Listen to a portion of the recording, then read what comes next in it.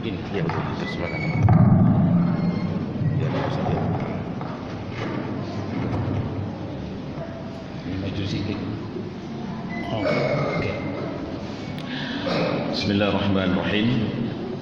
Assalamualaikum warahmatullahi wabarakatuh.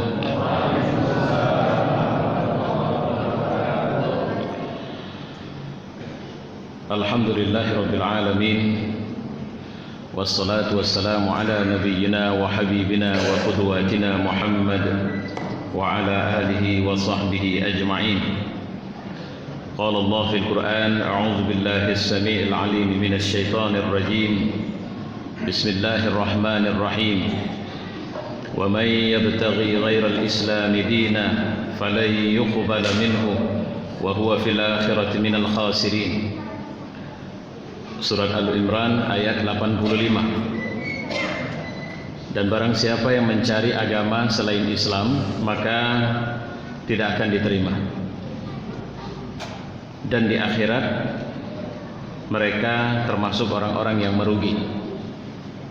Satu hari Aisyah radhiyallahu anha pernah mempertanyakan seorang laki-laki kafir.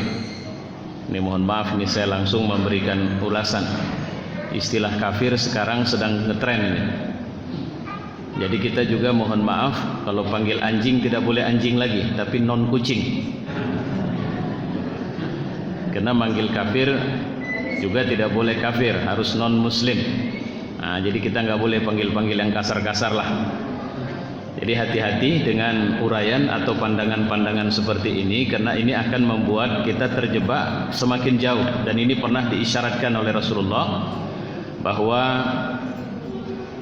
mereka mengira mereka masih berada dalam Islam, tapi sebenarnya mereka telah melesat keluar dari Islam seperti anak panah yang keluar dari busurnya. Mereka mengira mereka memelihara Islam, mereka mengira mereka merawat Islam, tapi sebenarnya mereka tengah menghancurkan Islam. Dan ini bahagian dari kelompok yang muncul di akhir zaman, dan ini fenomena yang muncul di kalangan umat Islam sendiri. Jadi tentu saja kita tidak bisa menerima, karena penolakan terhadap istilah kafir itu lebih kepada penolakan makna konotatif.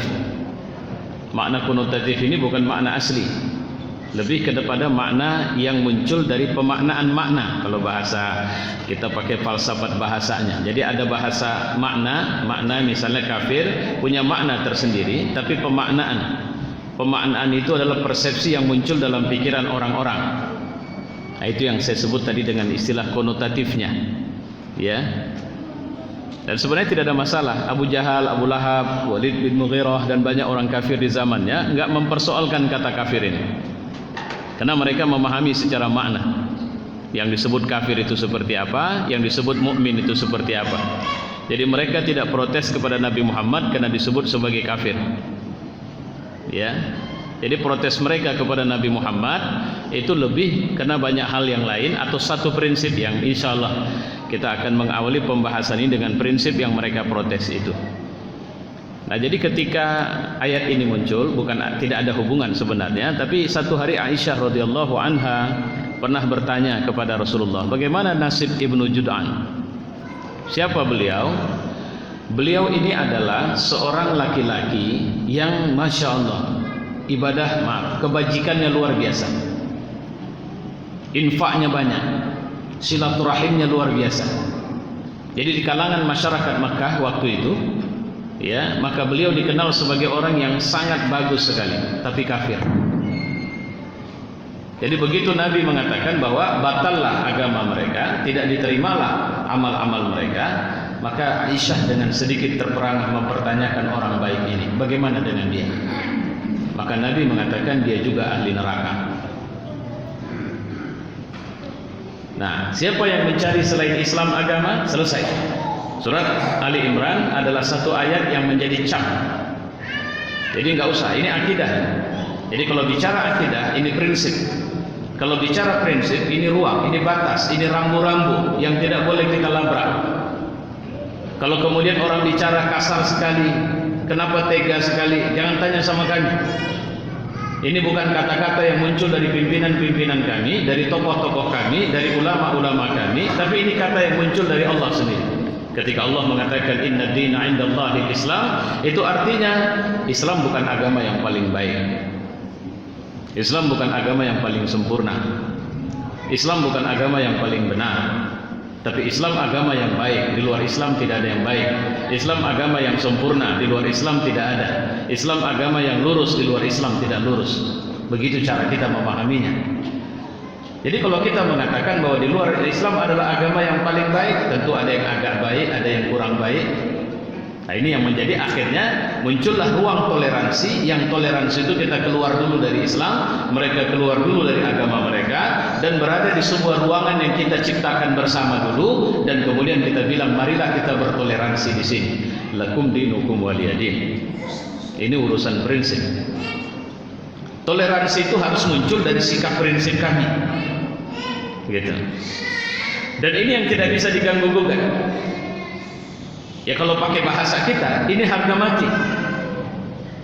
Nggak boleh kita memakai pendekatan-pendekatan. Ya kita kan hidup berbangsa dan bernegara. Islam kan mengenal ukhuwah insaniyah, ukhuwah wataniyah. Nggak usah ajari kita dengan kalimat seperti itu. Coba carikan data dalam sejarah ada kebencian umat Islam yang kemudian akan menohok atau meminggirkan atau menghinakan atau kemudian meremehkan orang-orang yang di luar Islam. Kena sebab kita berkuasa, kena sebab kita mayoritas, kena sebab kita lebih hebat dan sebagainya. Coba carikan petikannya dalam data sejarah dan kemudian petikannya dalam catatan-catatan prinsip ajaran Islam, di mana umat Islam bersikap represi terhadap ajaran agama lain atau orang lain. Saya sampai sekarang masih berpikir ini, sebenarnya sudah selesai sih. Sangat ahistoris menuduh Islam radikal dan punya mentalitas kekerasan. Itu ahistoris ya. Rangkaian catatan sejarah telah menunjukkan, coba beritakan kepada kita tentang bagaimana ketika Nasrani melalui perang salib menduduki Al-Aqsa atau Yerusalem dan mereka membantai umat Islam, yang mereka temukan laki-laki, tua, muda, anak-anak, perempuan yang bersembunyi di Masjid Al-Aqsa. Itu diceritakan oleh historian mereka sampai-sampai, ini saya baca dalam buku yang ditulis oleh Abul Hasan An-Nadawi,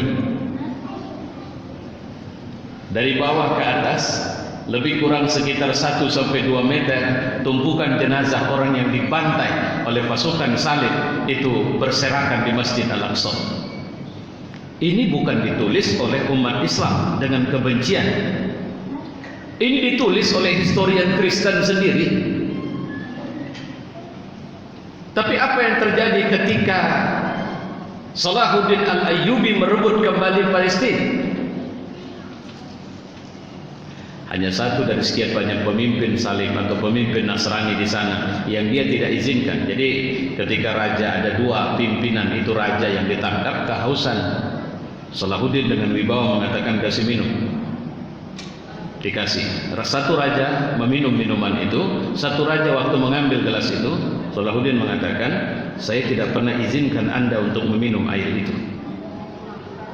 Dan tak lama kemudian Salahuddin mengambil pedangnya dan menebas leher raja itu dan putus. Kenapa Salahuddin seperti itu? Jawabannya sederhana. Dia memandang raja yang selamat dengan mengatakan, kau jangan takut, aku tidak akan memperlakukan buruk kepadamu. Ini orang kejahatannya sudah melampaui batas, maka aku tebas lehernya. Apa kejahatan dia? Selalu menghina Rasulullah SAW. Yang lain, apa ada pembantaian? Tidak ada. Bahkan Salahuddin mengatakan silahkan keluar dari Palestina, silahkan pergi kemana kalian mau dan diantar oleh pasukanku, bawa semua harta kalian. Ketika pasukannya bertanya kenapa seperti ini, jawabannya cukup bagi kita kembalinya Al-Aqsa sebagai sebuah kemenangan besar, dan ini harta yang tidak bisa dinilai. Terus kita pergi kepada pembantaian yang dilakukan di Andalusia. Siapa yang melakukan pembantaian? Kembali lagi orang Nasrani. Terus tak lama kemudian terjadi pembebasan Konstantinopel. Ketika Konstantinopel dibebaskan, apa yang dilakukan Muhammad Al-Fatih? Dia masuk ke gereja Hagia Sophia yang merupakan tempat persembunyian orang-orang Kristen waktu itu, mirip seperti orang Islam yang bersembunyi di Masjidil Aqsa. waktu perang salib. Apa yang dilakukan Salahuddin Al-Ayyubi?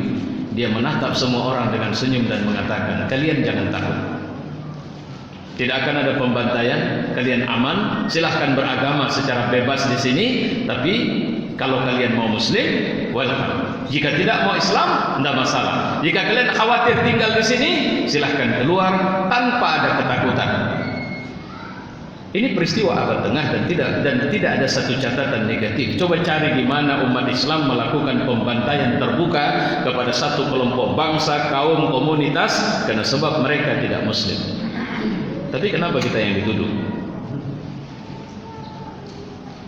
Di zaman modern yang harus kita pahami pun terjadi seperti itu. Yang melakukan pembantaian secara sistematis di Afghanistan siapa? Yang melakukan pembantaian secara sistematis di Irak siapa? Yang membenarkan terjadinya kerusuhan dan kemudian mengacau mereka untuk saling bertempur satu sama lain di Yaman siapa? Yang membiarkan pembantaian biadab atas nama kemanusiaan yang terjadi di Palestina siapa? Dan siapa yang terbantai di semua tempat itu?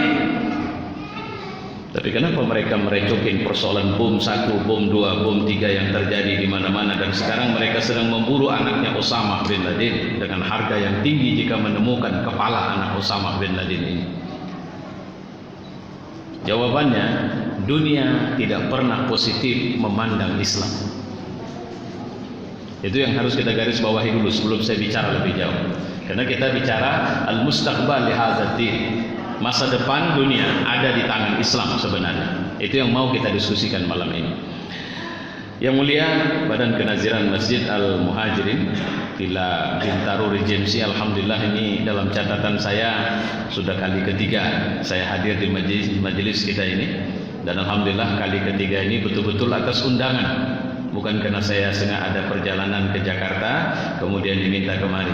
Saya ucap terima kasih kepada Pak Ade yang memfasilitasi kehadiran saya, khususnya Sabtu dan Ahad ini di 4 masjid di Bintaro ini. Dan tadi alhamdulillah di Masjid Raya, dan mereka mengatakan bahwa insya Allah merencanakan walaupun dimulai dari habis hari raya untuk mengadakan kajian bersama saya, dan mudah-mudahan ini juga bisa dibagi-bagi ke beberapa masjid yang ada di kawasan kita ini. Hormat saya kepada para orang tua saya, bapak-bapak, ibu-ibu, saudara-saudara. Mungkin nanti kita menggunakan waktu ini secara efektif, dan saya sama seperti sudah pengalaman yang lalu, tidak akan panjang bicara, tapi kita akan mendiskusikan panjang masalah yang kita diskusikan. Mungkin saya tidak bicara dari pendekatan apa istilahnya ya, induktif. Saya tidak bicara dari Indonesia, tapi saya bicara dalam skala global atau prinsip dulu. Karena terus terang saya menatap dan melihat bahwa apa yang terjadi di Republik ini adalah bahagian dari gelombang besar yang merupakan perubahan besar dunia. Ini arah baru dari perubahan atau peta sejarah baru dunia. Dan saya tidak mengatakan dunia Islam, tapi tentu yang kita hadirkan adalah fakta dunia Islamnya bagaimana. Perubahan ini sudah terjadi dan diprediksi para ulama sejak abad ke-14 berakhir, memasuki abad ke-15 Hijrah, dan abad ke-15 Hijrah sudah berlangsung 40 tahun. Kalau kita ukur dari jatuhnya khilafah Turki, maka tersisa sekitar 6 tahun lagi menuju 100 tahun. Kalau hitungan kita mengikut kepada hadis Nabi, maka Nabi mengatakan setiap 100 tahun Allah akan melahirkan mujaddid di tengah-tengah kita. Jadi hitungan menuju 100 tahun itu ada 6 tahun lagi, tahun 2024. Dan semua para alim ulama pada prediksi mereka mengira bahwa tahun 2024 itu sudah menjadi batas maksimal dari bangkitnya gerakan kekuatan atau mujaddid di dunia Islam, termasuk Indonesia. Dan Indonesia konstelasinya sudah sangat jelas kelihatan. Itu yang sering saya katakan, coba kita keluar dari ruang sempit hanya bicara 0102. Walaupun saya hakul yakin insyaallah biiznillah kita akan memiliki presiden baru insyaallah pada tahun 2019. Ya, dan ini sudah saya ungkap sejak setahun yang lalu sebenarnya. Saya hakul yakin biiznillah. Kenapa? Bisyarah untuk itu sangat kelihatan sudah. Ya. Dan ini bukan hanya persoalan konstelasi politik. Ini bicara rekayasa, makarallah. Ini adalah makar Allah yang sedang bergerak di seluruh dunia. Dia tidak sedang bergerak dalam alam Indonesia saja. Bukan. Ini bukan persoalan Indonesia yang mau kita bincangkan. Sudah nyaris 1500 tahun, bahkan lebih kurang 1500 tahun usia sejarah umat Islam. Dalam 1500 tahun sudah terjadi fluktuasi perjalanan. Dalam 1500 tahun nyaris tidak ada satupun penjuru di muka bumi ini yang tidak didatangi Islam. Saya nginap di rumah siapa tadi, Pak Ridwan. Terus tadi yang Masya Allah, Bapak tadi yang bincang sama saya, Eskimo, satu daerah di kutub utara itu ternyata telah menerima Islam dengan demikian gembiranya. Ini bisyarah, ini isyarat, ini berita gembira yang Allah berikan kepada umat Islam di seluruh penjuru bumi. Why? Ada apa? Kenapa? Nah, ini yang mau kita kaji pelan-pelan ini, insya Allah. Peta persoalan yang memunculkan tanda tanya besar kepada Islam dalam kajian intelektual itu dimulai oleh Samuel Huntington. Kalau saya merujuk ke sana, Clash of Civilization, adanya benturan peradaban. Samuel Huntington menceritakan benturan ini ternyata punya arus yang sama ketika mengarah pada direct line menuju Islam. Ternyata tidak ada satupun peradaban yang bisa bersikap kondusif ketika mereka bertemu dengan Islam. Begitu mereka bertemu dengan Islam yang terjadi clash, ketemu dengan Islam yang terjadi clash. Maka John N. Esposito menulis satu buku, Islam, Truth or Mind. Islam itu mitos atau kenyataan sebagai sebuah ancaman. Islam itu ancaman atau tidak? Kenapa muncul pertanyaan ini? Itu zaman sebelum ada Osama bin Laden. Mereka sudah tulis itu. Tapi saya ingat betul, sebelum WTC diledakkan, Eropa tengah sedang pulang kepada gelombang Islam. Amerika sedang getol-getolnya dengan Islam. Pertumbuhan umat Islam di Amerika sekarang sekitar 6 jutaan. Mayoritas orang Amerika, kata Esposito, itu 89% tidak kenal Islam. Tapi 80% juga mereka sangat benci kepada Islam.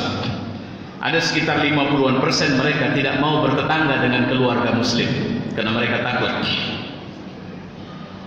Artinya Pak, ini ruang besar terbuka. Kalau mereka benci karena sebab ketidaktahuan, ini tugas dakwah. Tapi kalau mereka benci karena sebab mereka mengerti, ini tantangan bagi dakwah. Karena kalau mereka benci karena sebab mereka kenal Islam, kita akan naik marhalah, akan naik level, bukan sekedar berdakwah, tapi berjihad di tengah mereka. Tapi kalau mereka tidak kenal dan kemudian mereka membenci kita nggak perlu keras-keras. Kita cuma kasih tahu sama mereka, ini Islam mas, seperti ini. Seorang teman jamaah saya, bukan teman, jamaah pengajian, seorang ibu-ibu warga negara, dia punya 2 kewarganegaraan, satu Brazil, satu Indonesia. Dia cerita, saya pernah pulang kampung Ustaz, ke kampung saya di Brazil. Dan kemudian waktu itu saya bingung karena saudara-saudara saya satu kampung pingin masuk Islam. Rumah kami jauh dari pusat kota. Pusat Islam tidak ada di kampung kami. Orang Islam tidak ada di kampung kami. Mereka pingin masuk Islam bukan karena saya ceramah Pak Ustaz, tapi karena waktu itu saya sedang motong ayam. Mereka tanya sama saya, kok enak sekali motong ayamnya? Jawaban saya, beginilah kami diajarkan oleh Islam. Dan mereka tertarik dengan cara saya berpakaian. Lantas apakah ini tidak menyulitkan? Saya memberikan jawaban, saya tidak pernah terhalangi untuk mengerjakan apapun setelah saya berpakaian seperti ini. Mereka terpesona Pak Ustaz, tapi jujur sampai saya pulang saya tidak berdaya untuk mengenalkan mereka, untuk merujukkan mereka kepada pusat Islam yang ada di negara itu. Kenapa? Karena saya juga tidak tahu di mana. Tapi yang pasti di negeri seperti itu karena ketidaktahuan mereka cuma butuh contoh, tidak yang lain. Bukan ceramah. Syekh Muhammad Al-Ghazali di Perancis pernah ceramah. Pada waktu ceramah dia bicara tentang masa keemasan Islam, jihad sana jihad sini. Seorang laki-laki dari belakang protes, dia bilang apa? Syekh, kami sudah muak dengan cerita perang. Tolonglah ceritakan keindahan akhlak Nabi Muhammad kepada kami. Artinya apa? Mereka butuh sosok yang hadir. Mereka butuh yang realistis. Bisa apa sih Islam? Pertanyaan bisa apa sih Islam? Ini yang harus kita jawab. Ada kekurang ajaran, ada sengkurah cemberauan ekonomi di masyarakat. Apa solusi Islam? Oh begini, Bapak bicara teori. Orang akan bilang, saya sudah bosan dengan sekian banyak teori. Islam bisa apa? Islam bisa buat apa? Islam bisa lakukan apa? Apa solusi dengan masalah yang sedang ada? Dalam skala kecil di tingkat kampung. Kenapa? Kita dalam mindset tidak pernah dibicarakan kita menjadi orang yang harus menyelamatkan diri kita, tapi kita harus menjadi orang yang ikut menyelamatkan dunia. Kehadiran kita di tengah bumi ini bukan karena Allah ingin jadikan kita orang baik. 40 tahun Nabi Muhammad jadi orang baik. Orang Arab itu tahu kali bahwa Nabi Muhammad itu nggak pernah sembah berhala. Tahu mereka, tapi mereka nggak marah. Tidak ada patung berhala di rumahnya. Mereka tahu, tapi mereka tidak marah. Nabi tidak pernah ikut acara seremoni penyembahan berhala. Mereka tahu itu, tapi mereka tidak marah. Cuma kenapa tiba-tiba saja mereka marah? Kenapa Abu Lahab? Abu Lahab ini pakcik kontan ini, walaupun lain nenek. Jadi ayahnya Abdullah itu seabang beradik dengan Abu Lahab. Cuma Abu Lahab lain omak. Abdul Muthalib punya sekian istri, salah satu istrinya melahirkan Abu Lahab, yang satu lagi melahirkan Abdullah. Nah, artinya pakcik kontan. Saking sayangnya, sampai-sampai anak Muhammad SAW itu dinikahkan Abu Lahab dengan anak dia.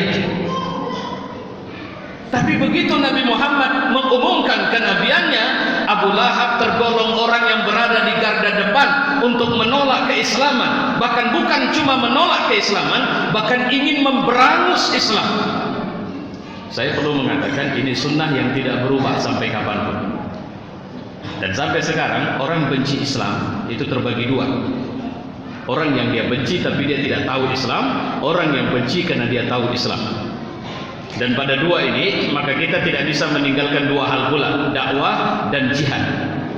Menghadapi orang yang benci karena dia tahu Islam, kita harus berjihad. Tidak boleh ada ketakutan, harus muncul keberanian. Pembelaan dari Allah akan terus bersama kita. Tidak boleh ada kecemasan. Karena Fir'aun itu sudah sunnahnya dari dulu. Apakah Nabi Musa membentuk militer? Tidak pernah. Apakah Nabi Musa datang kepada Fir'aun bawa pedang? Tidak. Apakah dia merencanakan ingin membunuh Fir'aun? Kita obrak-abrik pesan dakwah Nabi Musa, tidak ada satupun penjelasan bahwa Nabi Musa dikirim Allah untuk membunuh Fir'aun. Tidak ada. Tugas Nabi Musa cuma satu, dakwah.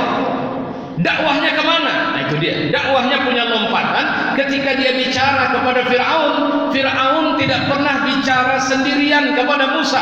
Dikelilingi oleh bala tentaranya, dikelilingi oleh pasukannya, dikelilingi oleh rakyatnya. Impactnya, pengaruhnya, dampak yang diharapkan, komunikasi antara Musa dengan Fir'aun berakibat pencerahan bagi orang-orang di sekeliling Fir'aun. Dan ternyata itu terbukti.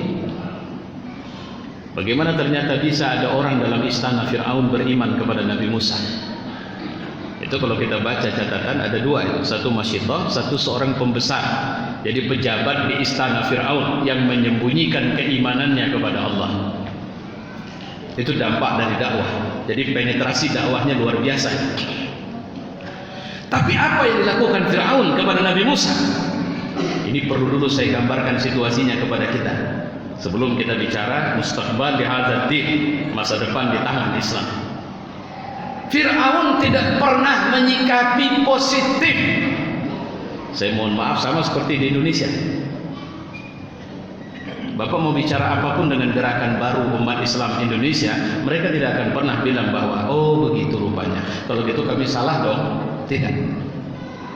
Mereka akan terus membuat merek-merek baru, label-label baru, dan kemudian itu yang dilakukan Fir'aun dulu. Saudara-saudara tenang ya, kalian jangan khawatir, saya akan atasi Musa. Pertama dia bilang, Musa bilang Tuhannya di langit, hai Haman, bangunkan satu menara, aku akan naik ke langit, aku akan bunuh Tuhan Musa di sana. provokasi, orientasi atau ideologi dilakukan oleh Firaun. Saudara-saudara, Musa ini makin kurang ajar. Stabilitas negara kita terganggu dengan kehadiran dia. Dan aku lihat dia ini sebagai seorang tukang sihir luar biasa ya. Sudah tenang, kita punya tukang sihir yang cukup handal. Kita akan panggil semua, kita akan suruh mereka untuk lawan Musa. Nabi Musa tidak tahu cerita, dan dia tidak punya keahlian apapun. Dan kalau kita lah pada posisi Nabi Musa, betapa gundahnya perasaan kita waktu itu, karena diajak untuk melakukan pertarungan sihir. Tapi Allah mengatakan jangan takut. Kalau bahasa Quran itu kalimatnya begini, la takhafa innani ma'akuma asma'u wa ara. Jangan kalian berdua takut. Kenapa kalian berdua? Musa dan Harun. Innani ma'akuma, sesungguhnya aku. Allah tidak mengatakan innana, bahwa sesungguhnya kami bersama kalian berdua. Tidak, aku. Artinya apa? Jangan takut, aku Rabbul Alamin, aku menyertai kalian. Ma'akuma asma'u, aku dengar semuanya. Wa ara, dan aku lihat semuanya. Allahu Akbar. Itu modal itu yang membuat akhirnya para juru dakwah, para doa tidak pernah punya rasa cemas dalam dakwah yang mereka lakukan. Ketika akhirnya tali temali yang ditebar oleh tukang sihir Firaun itu berjalan menjalar ke arah kaki Nabi Musa angkat kakinya, dan Allah mengatakan, Musa, turunkan kakinya, lemparkan tongkat. Artinya pertarungan ini bukan pertarungan aku yang akan tunjukkan siapa yang lebih hebat. Nabi Musa melemparkan tongkat itu ke arah ular-ular kecil itu. Apa yang terjadi? Membuat tukang sihir pada terperangah, melompat, dan mereka mengatakan ini bukan sihir, tidak mungkin ini sihir. Mereka tahu seluk-beluk sihir. Kalau kemudian tali yang mereka lempar dalam penampakan Nabi Musa adalah ular, di mata mereka itu tetap tali. Tapi Nabi Musa melemparkan tongkat itu berubah sama sekali jadi ular. Ternyata Allah tidak ingin tunjukkan sampai di situ. Allah ingin tunjukkan bahwa ular-ular itu, ular besar yang merupakan jelmaan dari tongkat Nabi Musa itu memakan tali-tali itu sampai habis. Lantas mereka mengatakan, kami nyerah, kami beriman kepada Tuhan Musa, kami percaya bahwa dialah Rabbul Alamin. Firaun bilang, kalian beriman kepada Musa tanpa seizinku? Kurang ajar kalian. Apa kalian tidak takut melihatku? Apa kalian tidak khawatir dengan hukuman yang akan kuberikan? Mereka disalib sampai mati, dan mereka mengatakan, itu dia, wahai Tuhan, berikan kesabaran kepada kami, teguhkan kami untuk tetap beriman. Kira-kira begitu intinya, kepada iman kepada Tuhan, kepadamu ya Allah, bersama Musa alaihissalam. Sirah ini terus berlanjut ke atas Nabi Ibrahim alaihissalam.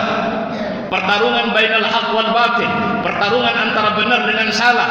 Lihatlah betapa rezim di masa Nabi Ibrahim tidak peduli. Yang mereka ingin habisin ini seorang anak muda. Apakah Nabi Ibrahim punya pasukan? Tidak. Apakah Nabi Ibrahim seorang seperti Goliat yang punya kelebihan? Tidak. Dia seorang anak remaja yang mereka belingsatan karena sebab melihat rumah ibadah mereka, patung berhalanya hancur semua, dan mereka memberikan tuduhan terbuka kepada Nabi Ibrahim. Tidak ada orang yang tinggal di kota dan tidak ada orang ikut acara kami kecuali kau yang tertinggal sendirian. Maka kami meyakini bahwa kau yang menghancurkan berhala itu.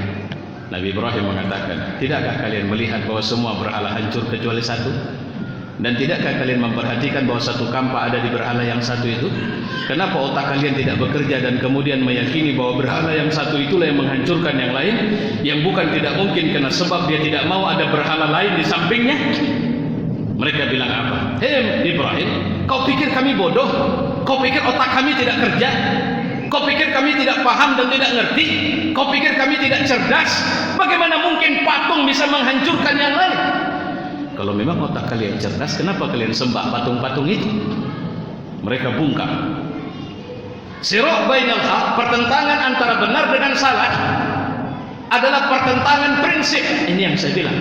Saya tadi agak ke Nabi Musa, ini naik kita ke atas untuk melihat bahwa ternyata ketika mereka tidak argumentatif, mereka tidak bisa membantah, sehingga mereka hanya menggunakan power, dan selalunya dari zaman dulu sampai sekarang karena punya power maka mereka bisa melakukan represi terhadap umat Islam. Cuma itu, mereka tidak punya kekuatan lain. Juru-juru dakwah mereka gagal, tidak mampu memberi pengaruh kepada umat Islam. Mereka coba bakar Ibrahim, tapi pemilik api punya. Dan ini keyakinan kita, ini iman. Sunnatullah itu mengatakan api panas, api membakar, api bisa menghanguskan. Tapi sunnatullah mengajarkan kepada kita api yang ciptakan Allah, yang buat panas Allah, yang buat membakar Allah, yang membuat menghanguskan Allah, yang membuat api mematikan Allah. Maka apa sulitnya bagi Allah untuk menghilangkan fungsi api itu dan menggantinya dengan yang lain. Itu keyakinan. Ini bukan wilayah rasionalitas, ini wilayah keyakinan. Dan ini hidup sama orang beriman. Kalau kita sedang sakit atau anak kita sedang sakit dan kita bawa ke rumah sakit bagus dan dirawat oleh dokter bagus, tapi sakitnya tidak, kritisnya tidak hilang, maka dokter yang cerdas itu menyarankan kepada kita, bantu dengan doa. Coba cari rasionalitas doa. Di mana ada doa itu kemudian bisa memberikan efek positif secara langsung dan bisa dinalar secara rasional? Tidak ada. Ini wilayah keimanan. Dan ini yang harus kita on-kan sekarang. Wilayah keimanan yang sebenarnya sudah cukup lama kita tidak hidup bersama ini.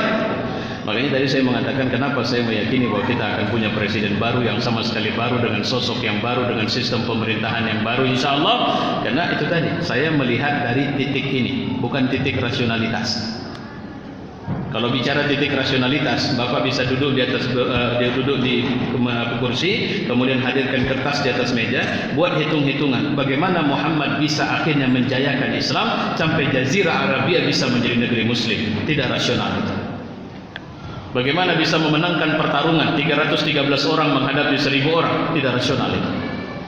Bagaimana ada pasukan cuma 3.000 orang, 40.000 orang bisa menghadapi pasukan, 3.000 orang bisa menghadapi pasukan 200.000 orang?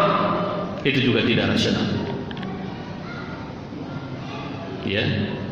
Tapi yang tidak rasional ini adalah kekuatan yang Allah kasih sama kita. In kuntum mu'minin, Allah tidak bilang jika kau ngerti, tapi jika kalian beriman, antumul a'laun, kalian yang lebih tinggi. Apakah mereka bisa membakar Ibrahim? Tidak. Apa yang mereka lakukan? Ibrahim akhirnya memberikan sikap yang tasamuh. Dia meninggalkan negeri dan mereka senang karena mereka tidak berhadapan lagi dengan Ibrahim. Ke bawah lagi, kita turun kepada Nabi Muhammad, konstelasi pertarungannya jelas. Inilah yang membuat keyakinan bahwa semua ideologi hari ini sedang ambruk. Komunisme tidak bisa bangkit, maka komunisme mencoba untuk membangun perkawinan baru dengan kapitalisme. Muncullah ekonomi sosialis, tapi kemudian dikawinkan dengan ekonomi kapitalis. Yang namanya juga orang kesulitan untuk memberikan pewarnaan terhadap nama baru ekonomi yang dibangun ini. Demokrasi, yang katanya demokrasi tidak ada satu negara pun menganut prinsip demokrasi sesuai dengan apa yang mereka sebutkan dengan kata demokrasi itu. Bahkan di Republik ini sampai seusia ini kita belum menemukan seperti apa sosok demokrasi Pancasila seharusnya hadir di tengah kita. Dalam pertarungan, perdebatan dan semuanya kita belum menemukan seperti apa, siapa manusia paling Pancasilais, kapan Indonesia pernah menerapkan Pancasila secara murni dan konsekuen. Kita tidak bisa tunjukkan. Jangan berapa lama, 1 hari saja. Pernahkah Islam Pancasila diterapkan secara murni dan konsekuen di Republik ini? Dan siapa manusia yang paling Pancasilais? Kalau kabarnya Soekarno adalah pencetus Pancasila, apakah dia seorang Pancasilais? Saya bilang tidak. Bahkan dia menyeberangi Pancasila ketika dia melahirkan ide nasakomnya. Kalau Islam, siapa manusia yang paling Islam? Kita bisa tunjuk Nabi Muhammad. Apa pernah ada kurun di mana Islam diterapkan secara murni dan konsekuen? Ya. Terus orang-orang yang tolol, orang-orang yang dungu akan mengatakan, nah ternyata di zaman Nabi Muhammad orang masih ada berzina, masih ada mencuri, masih ada mabuk. Kita balik bertanya, apa kau kira ketika Islam diterapkan secara murni dan konsekuen itu maknanya orang tidak akan salah lagi dan semua manusia akan seperti malaikat? Kau tidak mengerti Islam. Kau tidak paham sama sekali dengan Islam. Tapi kau harus tahu bahwa ketika Islam diterapkan secara murni dan konsekuen, orang-orang yang bermaksiat ketika dia tahu bahwa maksiatnya harus dihukum dengan cara hudud, misalnya dirajam, mereka bukan dipaksa dirajam, mereka memaksa Nabi untuk merajam diri mereka. Ini yang menarik. Kenapa? Karena mereka melihat hudud adalah solusi dari masalah mereka. Karena mereka melihat hudud adalah cara mereka untuk pulang kepada Allah, bukan hukuman yang menghinakan mereka. Kita sama-sama ingatkan cerita tentang wanita Qamidyah, yang wanita ini sampai-sampai menunggu harus 2 tahun, 3 tahun. Ketika dia mengaku berzina, Nabi menatap dia lama dan mengatakan kepada para sahabat, coba periksa dia sehat atau tidak. Setelah diperiksa, dikatakan benar, Rasul, tidak ada masalah. Bagaimana saya bisa buktikan kau berzina? Tidak ada tanda-tanda pada dirimu. Lihatlah Islam. Coba perhatikan alur ceritanya. Dari ketika dia ngaku berzina, sampai setelah melahirkan dia datang lagi membawa anaknya, sampai setelah anaknya dia datang bawa anaknya, Nabi mengatakan, bagaimana kalau dirajam kau hari ini, siapa yang jaga anakmu? Tidak ada ya Rasulullah. Kalau begitu bawa pulang supaya dia bisa disabik dalam 2 tahun ke depan. Lantas kemudian 2 tahun ke depan dia datang lagi dan mengatakan setelah membawa anak yang sudah usia 2 tahun dan bisa makan sendiri, ya Rasulullah, ini anakku, tolong rajam aku. Coba perhatikan, tidak sekalipun Nabi bertanya, sama siapa kau berzina? Tidak sekalipun. Karena kalau pengakuan, siapa yang mengaku saja terkena konsekuensinya. Yang tidak mengaku, Allah yang urus dia nanti. Tidak sekalipun ketika seorang laki-laki datang kepada Nabi, dia juga mengaku berzina, dan kemudian Nabi mengatakan, mungkin kau tidak berzina, mungkin kau cuma pegang tangannya doang. Tidak ya Rasul. Atau mungkin kau cuma cium saja. Ya Rasulullah, tidak, aku benar berzina ya Rasul. Seharusnya kau tidak usah datang kepadaku, kau mohon ampun saja kepada Allah, dan kemudian Allah akan mengampunimu. Ya Rasulullah, bagiku tidak cukup hanya dengan minta ampun kepada Allah, bagiku dirajam adalah solusi. Terakhir baru Nabi suruh sahabat, coba periksa ini orang. Adakah Nabi bertanya siapa perempuannya? Tidak ada. Hukum kita sekarang sama siapa, di mana, kapan, bagaimana? Tidak ke sana investigasi. Nah, ini yang harus kita perhatikan. Pertanyaannya, kenapa kita bisa mengatakan bahwa masa depan adalah milik Islam? Kenapa sekarang nyaris seluruh penjuru dunia belingsatan terhadap Islam? Coba bayangkan, lebih 1 miliar loh penduduk Cina, tapi kenapa mereka kerepotan ngurus suku Uighur yang jumlahnya sekarang lebih kurang hanya 10 juta saja? Kenapa mereka melakukan represi sampai pada genosida, membuat kamp konsentrasi yang jauh lebih jahat dari kampnya Nazi? Kenapa mereka cemas kepada orang Uighur ini? Kenapa orang Myanmar cemas kepada orang Rohingya yang jumlahnya cuma 4% dari penduduk Myanmar? Kenapa pendeta biadab itu mengatakan bahwa kalau kita biarkan mereka akan menguasai negara kita? Saya mengatakan itu pengakuan jujur dia.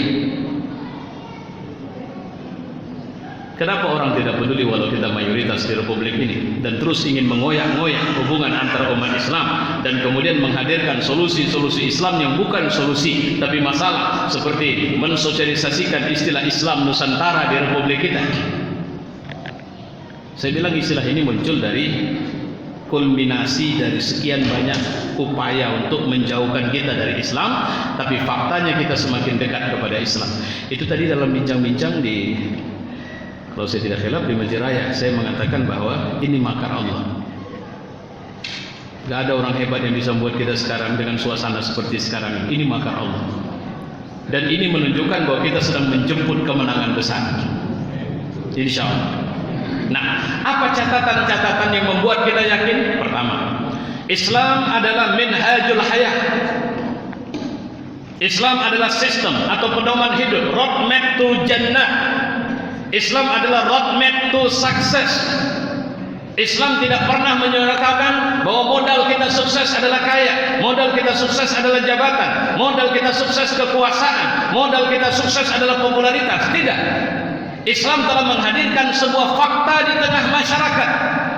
Dan fakta ini bisa kita pelajari secara telanjang, terbuka di tengah-tengah kita, bahwa Islam telah menjadikan Bilal bin Rabah, manusia yang tidak pernah disebut dalam sejarah, menjadi manusia yang dicatat, dieluk-elukan dalam sejarah orang mulia karena Islam.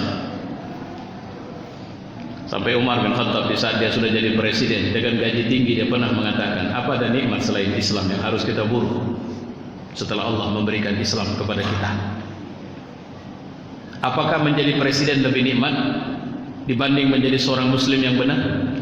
Apakah menjadi orang kaya jauh lebih harus kita cari dibanding kita menjadi seorang muslim yang benar? Menjadi muslim adalah kekuatan dahsyat, karena kita bersekutu, bukan bersekutu ya, saya bilang tunduk dan kemudian membangun hubungan yang langsung antara kita dengan pemilik semesta raya, pemilik matahari, pemilik malam, pemilik siang, pemilik surga, pemilik neraka, pemilik dunia, pemilik akhirat, pemilik alam barzakh, pemilik yang menggenggam jantung kita. Kita tunduk kepadanya, kita ikut apa mau dia. Dan dia bilang bahwa kalian adalah hambaku dan aku yang paling mengerti bagaimana merawat kalian. Islam akhirnya melahirkan sistem-sistem yang mengarahkan kita untuk menjaga kemanusiaan kita. Islam tidak menginginkan kebiadaban. Bahkan ketika berhadapan dengan orang-orang yang ditawan dalam pertempuran, Nabi marah ketika tawanan diperlakukan dengan kasar. Ketika orang-orang Yahudi beramai-ramai mengantar jenazah dan Nabi berdiri, para sahabat mengatakan, ya Rasulullah, sambil senyum, itu Yahudi ya Rasul, bukan Muslim. Nabi balik tanya, manusia? Satu hari saya ingat berangkat dari bahasa Nabi ini, saya sama istri mau ngisi kuliah subuh pagi-pagi. Jadi ada satu sepeda motor yang menabrak seorang gelandangan. Saya tidak begitu pasti karena saya fokus pada yang nabrak waktu itu. Saya langsung kejar dengan mobil saya dan mepet dia ke kanan dan dia tidak bisa bergerak. Saya bilang, Anda tabrak, Anda tinggalkan. Dia bilang apa? Dia cuma gelandangan, Pak. Manusia. Kenapa kau anggap dia seperti binatang? Dia diam. Sehingga akhirnya berapa banyak orang mengerumuni dia. Saya tidak tahu akhirnya karena saya buru-buru harus berangkat ke tempat, ke majelis. Manusia. Ya. Catatan yang harus kita perhatikan, ketika Allah mengatakan inna dina indallahil Islam, Allah punya agama, di sisinya Islam. Rentetan dari semua nabi, agama ini Islam. Dalam satu ayat Quran mengatakan Allah sudah namakan ini Islam dari dulu dan sekarang.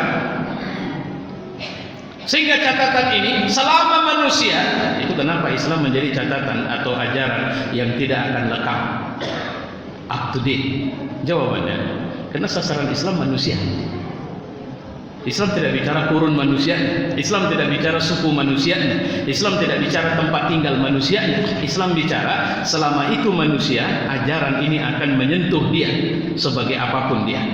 Itulah kenapa kita masuk WC, Islam punya ajaran di sana. Kita minum, Islam punya ajaran. Kita makan, Islam punya ajaran. Kita berhubungan suami istri, Islam punya ajaran. Selama itu manusia. Ketika ada orang yang mengatakan bahwa politik bukan bahagian dari Islam, saya seringkali buat ilustrasi awal untuk membantah ini. Oh gitu ya. Jadi kira-kira nanti di akhirat ketika saya ditampilkan di hadapan Allah, Allah bertanya, siapa nama? Abdul Latif Khan ya Allah. Oh Abdul Latif, apa kerjaan? Saya politisi ya Allah. Oh saya nggak ngurusin politik. Jadi ya Allah, bagaimana saya? Terserah kamu. Ini bukan cakupan agama. Saya masuk surga atau masuk neraka ya Allah? Nggak ada, nggak bisa. Surga juga nggak dapat, neraka juga nggak bisa. Kenapa? Nggak bisa kau dihisap. Softwarenya nggak menjangkau perilakumu. Jadi kalau begitu apa? Aman jadi politisi. Silakan, jadilah politisi. Mau biadab apa semua nggak masalah. Kenapa? Nggak diurus Islam. Nanti dikubur pun malaikat begitu masuk mau nanya, Maroke itu agama apa? Islam. Kerjaan politisi. Oh, nggak ada ini pertanyaan untuk politisi. Sorry lah ya, saya balik lagi. Selama itu urusan manusia dijangkau oleh Islam. Ini yang harus kita pahami. Ngapain pun kita, kan bahasa Qurannya, wa may ya'mal mithqala dzarratin khairan yara syarran yara. Apapun aktivitas, seremeh apapun, kalau bahasa Quran mithqala dzarratin, itu kalau terjemahkan seremeh apapun, sesepele apapun, sekecil apapun. Coba lihat tangan saya udah berapa kali begini dari tadi. Allah akan tanya itu, Allah akan hisab itu. Kenapa waktu ceramah tanganmu begini-begini? Kenapa enggak begini tapi harus begini? Allah akan tanya. Ya Allah, kau akan lihat akibatnya. Itulah yang membuat Muslim meyakini dengan demikian, in all of the time, in all of the place, di semua tempat dan waktu, we must be the best. Kita harus menjadi yang terbaik. Dan tidak peduli apapun pekerjaanmu, apapun posisimu, seorang Muslim harus melahirkan karya-karya terbaik. Dan mereka akan berburu fastabiqul khairat di wilayah yang ketika itu Allah menatap mereka dengan langsung jihad, dakwah. Saya kemarin jumpa adik saya, beliau berteman dengan orang tabligh, teman dia sekolah dulu. Saya ketemu, saya bilang, si Anu itu sudah meninggal ya? Iya bang, bagus sekali meninggalnya bang, lagi keluar dia bang, lagi khuruj ya, jadi lagi khuruj waktu makan katanya, makan yang dimakan nasi goreng, lagi makan langsung turun, udah meninggal, masih muda orang, pengusaha. Artinya Pak, pikiran kita sederhana, Rob, kalau aku berpisah dengan dunia ini, aku cuma minta satu hal, ya Allah, husnul khatimah. Dan Nabi mengatakan seorang tidak akan meninggal kecuali dengan amal yang paling sering terdetak dalam hatinya. Itu kira-kira mafhum dalam sebuah hadis. Jadi kalau dia hatinya mengingat Allah, maka dia meninggal dalam kondisi mengingat Allah dan melakukan amal-amal yang menandakan dia sedang ingat kepada Allah Subhanahu wa taala. Seorang mukmin disibukkan dengan prestasi-prestasi hidup, bukan sekedar kumpulin duit. Bapak punya duit, penghasilan banyak, tiap bulan nambah terus, rekening naik terus sampai mati. Saya mau tanya, itu duit nanti di akhirat nyenangin apa nyusahin? Nyusahin. Kenapa? Bukankah kita seorang muslim disuruh berpikir kreatif? Tidak boleh ada karunia yang kita biarkan tinggal percuma. Tidak boleh. Apapun karunia, sesederhana apapun, manfaatkan itu. Di Republik ini ada seorang anak yang dokter memvonis dia sudah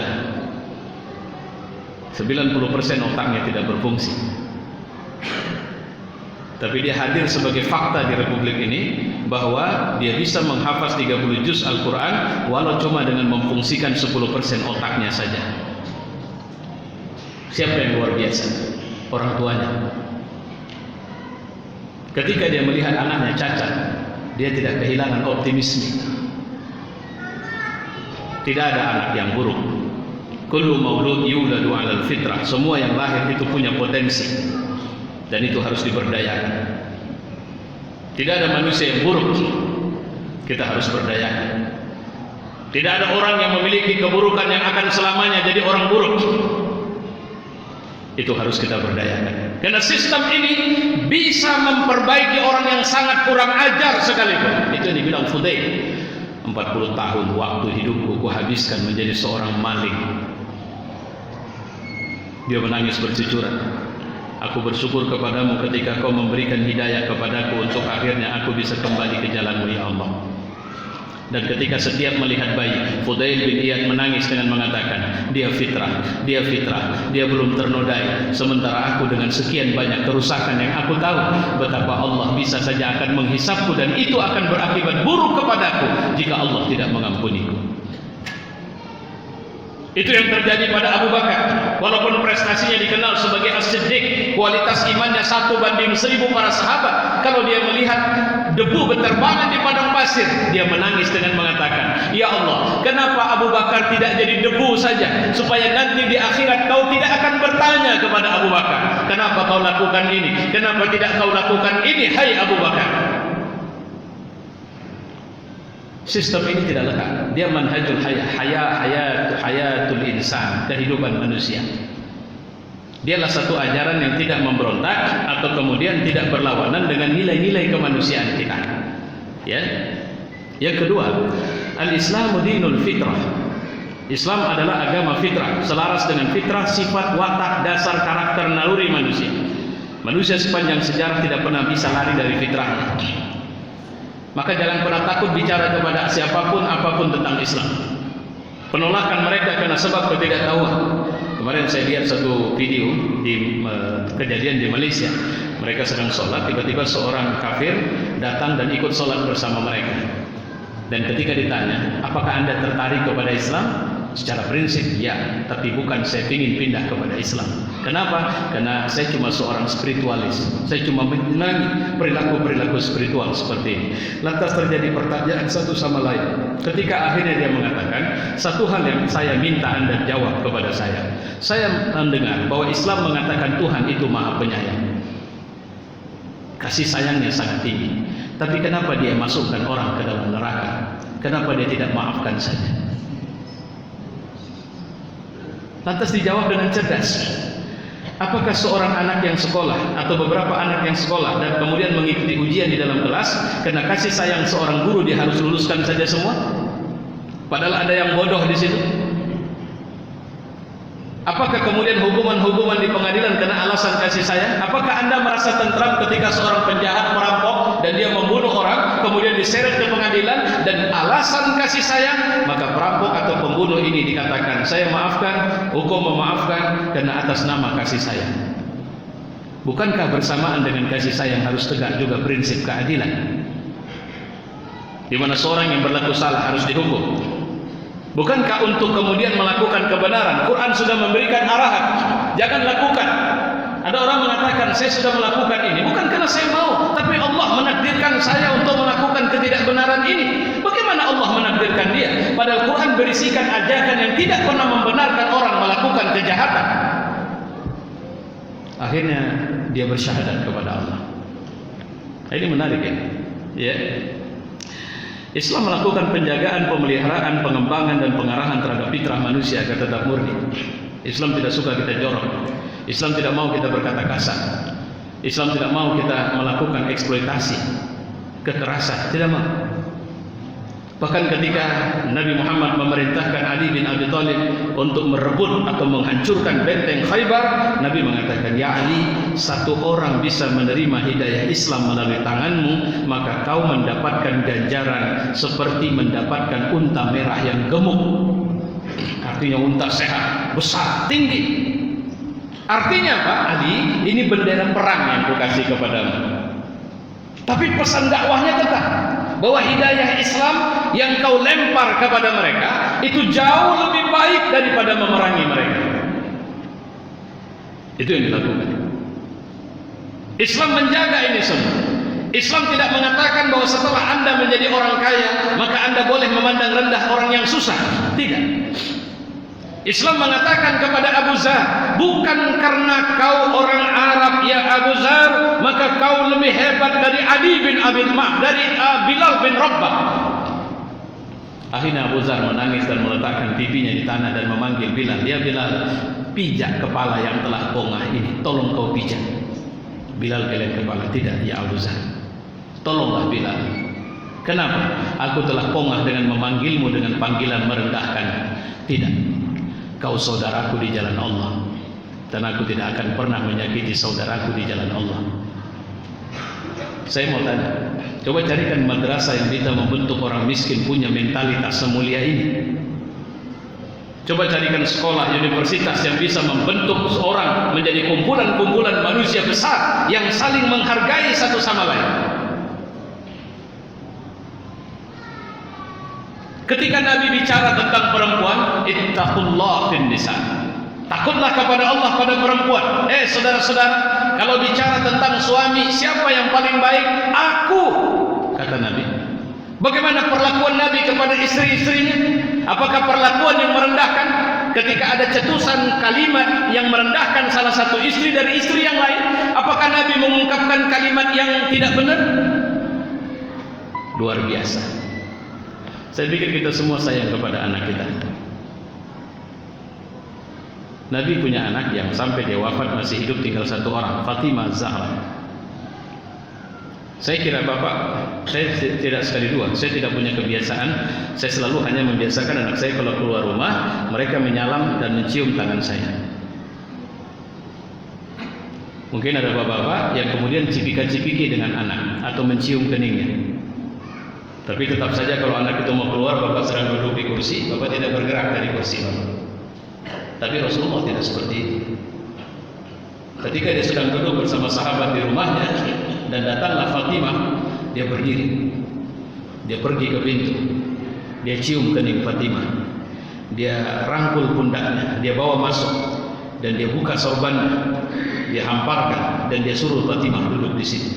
Dan dia tanya, bagaimana anak-anak, bagaimana cucu-cucuku, bagaimana adik? Bukannya jauh rumah. Jadi kalau kita pergi masuk dari Babul Jibril di Masjid Nabawi, di daerah situ rumah Fatimah. Bukan jauh, tetangga dekat. Tapi Nabi tanya, bagaimana anak-anak? Bagaimana adik? Saya belum pernah menemukan sejarah orang tua yang memperlakukan anaknya dan anak perempuannya semulia itu. Padahal dia ayahnya. Ini Islam. Agama ini melarang kita minum minuman keras. Kenapa? Karena akan rusak karakter kemuliaan. Agama ini melarang perzinahan. Kenapa? Karena akan rusak karakter kemuliaan sebagai manusia. Ya. Kemudian ini saya ringkas nih. Islam dinul insaniyah. Islam adalah agama yang sesuai dengan fitrah manusia. Robert Bella, seorang sosiolog, pernah mengatakan, meneliti sirah Nabi, dan kemudian dia mengatakan ajaran ini terlalu modern untuk zamannya. Ya, kenapa? Karena aspek-aspek kemanusiaan yang dijaga, aspek politis, aspek ekonomi, aspek sosial, aspek pendidikan. Pendidikan juga tidak hanya bicara pendidikan fisik, tapi juga pendidikan rohani dan semua. Subhanallah. Kemudian al-Islam dinut tawazun. Ini agama seimbang. Kalau bicara neraka dia bicara surga, kalau bicara dunia dia bicara akhirat. Ada orang yang kemudian hari-harinya cuma datang ke rumah Nabi, tanya gimana ibadah Nabi. Mereka kemudian bilang, wah luar biasa ibadah Nabi. Kalau begitu saya akan puasa sepanjang hari, kata yang satu. Yang satu bilang saya akan qiyamul lail sepanjang malam. Yang satu bilang saya akan tidak lagi mendatangi istri saya. Begitu dengar ke Nabi, Nabi naik ke atas mimbar. Ayuhan nas, saya dengar di antara kalian ada yang bicara seperti ini, seperti ini. Ketahuilah siapa orang yang paling bertakwa di antara kalian. Aku. Aku puasa, aku berbuka. Aku salat malam, aku juga tidur. Dan aku masih mendatangi istriku. Jadi jangan pakai perasaan nih beragama, pakai Quran. Kalian akan diajak untuk kemudian seimbang dalam segala hal. Itu yang harus kita paham nih. Ya. Islam juga menjaga keseimbangan dunia dan akhirat. Kalau bapak misalnya PNS atau ASN, punya skill misalnya ahli dalam bidang keuangan, pensiun, terus setelah pensiun bapak kemudian hanya duduk-duduk di rumah menikmati masa hari tua, itu orang zalim ya. Kenapa saya bilang zalim? Apa lantas setelah pensiun itu ilmu hilang dari otak bapak? Ilmu kemampuan untuk melakukan atau persoalan keuangan tadi kan tidak hilang. Terus kau apakan ilmu itu? Islam tidak pernah kenal istilah pensiun. Islam menyuruh kita memberdayakan semua yang Allah karuniakan kepada kita. Bapak sudah kaya dengan usaha bapak, sudah punya 10 toko, terus kemudian bilang, sudahlah, anak-anak juga sudah besar, semua sudah haji, sudah punya rumah, sudah punya mobil, bahkan mobil tidak satu, cucu-cucu juga sudah, udahlah saya tidak lagi, saya cuma zikir-zikir di masjid. Allah marah sama bapak. Apa bapak pikir cuma bicara harta?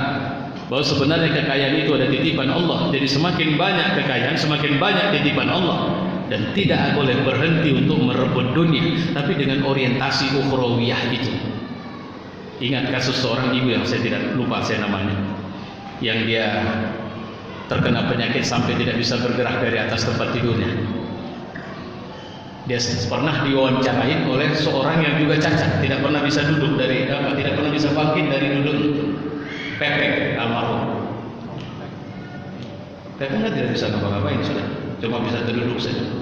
Yang diwawancaranya seorang ibu yang tidak bisa bangkit sama sekali dari geletaknya. Kenapa? Ini mati semua. Tapi dua-duanya manusia luar biasa dan dua-duanya sudah dipanggil Allah. Yang satu dalam kondisi tidak berdaya itu, dia punya kemampuan mengajar dan dia masih mengajar sampai kemudian ajal menjemput dia.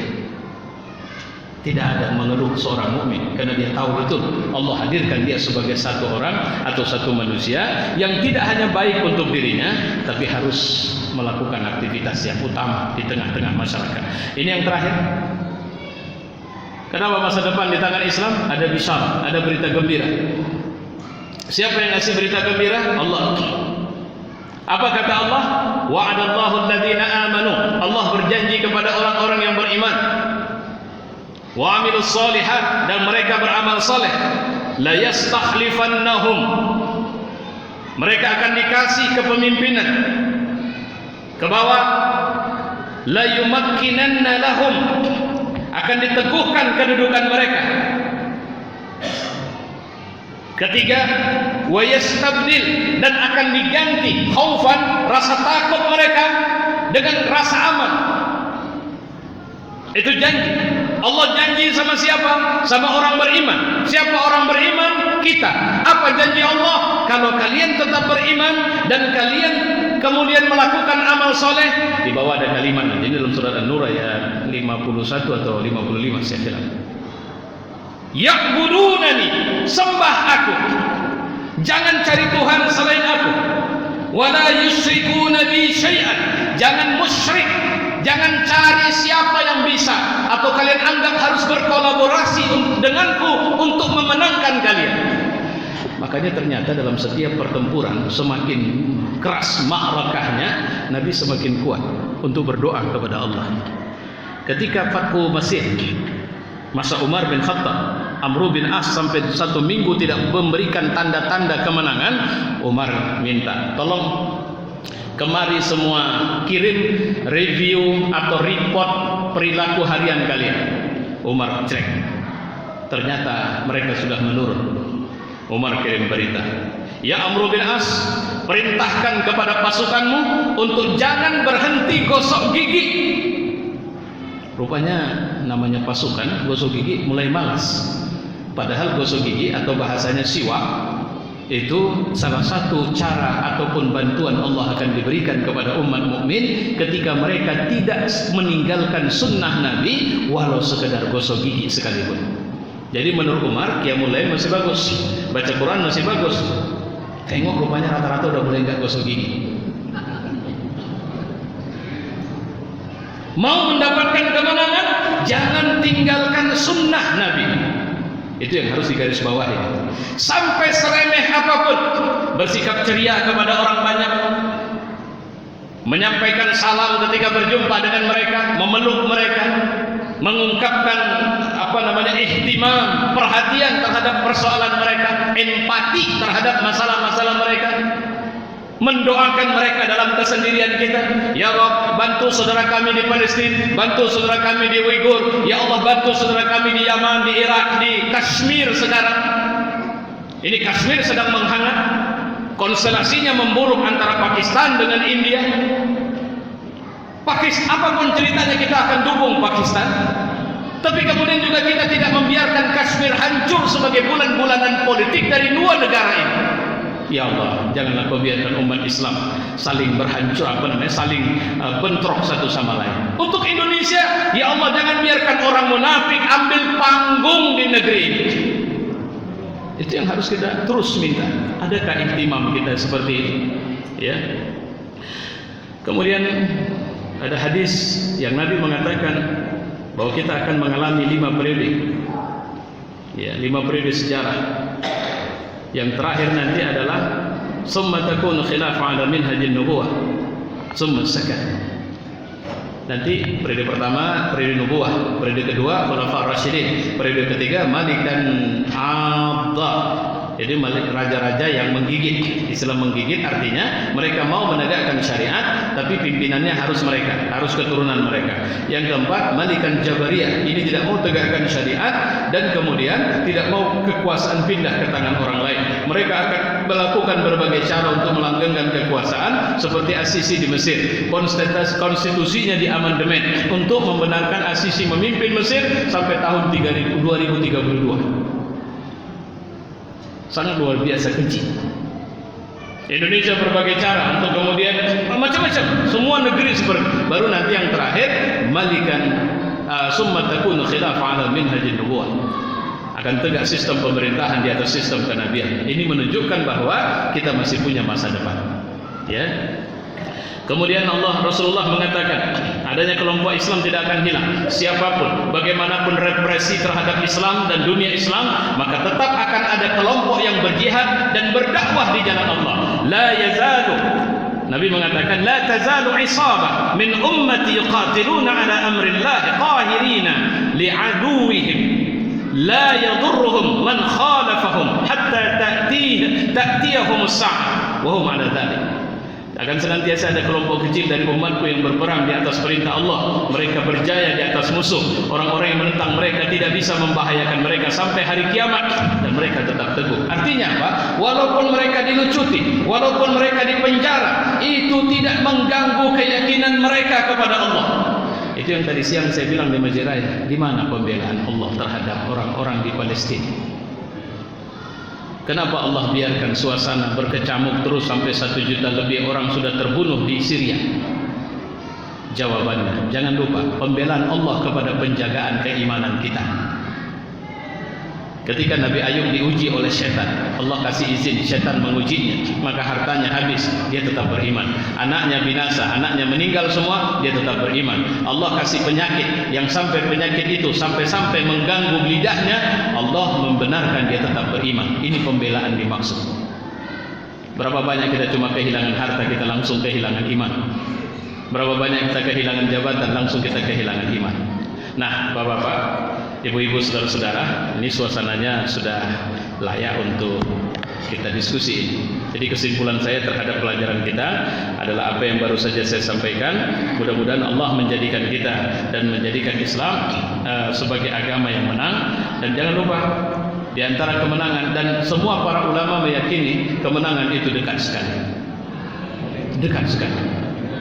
Saya sampai menyatakan bahwa sepertinya kalau ibu masih hidup sekitar 20 sampai 30 tahun ke depan, wallahu a'lam bishawab, ibu bisa melihat Imamul Mahdi, ibu bapak akan bisa melihat Nabi Allah Isa Al-Masih, dan juga akan bisa melihat Dajjal.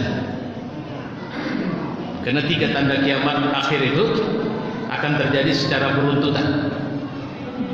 Ya. Cuma episode datangnya Nabi Allah Isa Al-Masih itu agak sedikit. Tapi Allah alam bisawab, jangan katakan bahwa saya mengatakan itu.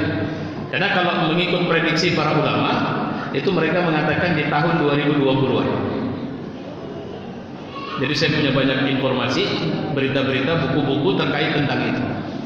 Tapi saya tidak berani, saya hanya mengatakan bahwa jika kita hidup 20-30 tahun lagi, maka kita akan melihat kejadian-kejadian besar ini. Ya. Tapi jangan takut.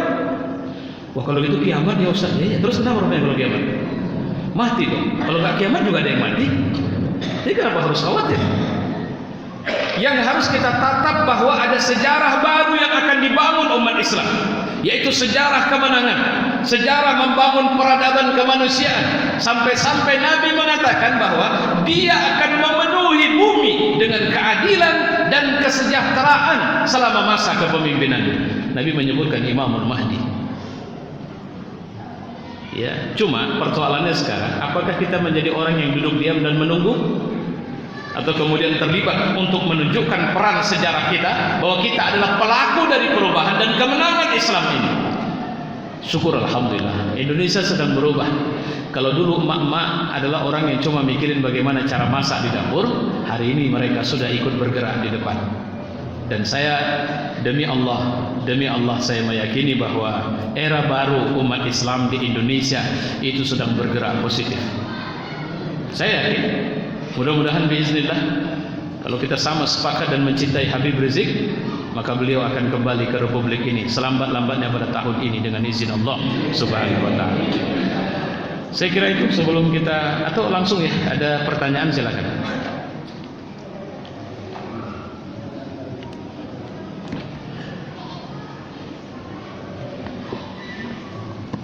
Tidak ada? Iya Pak, silakan.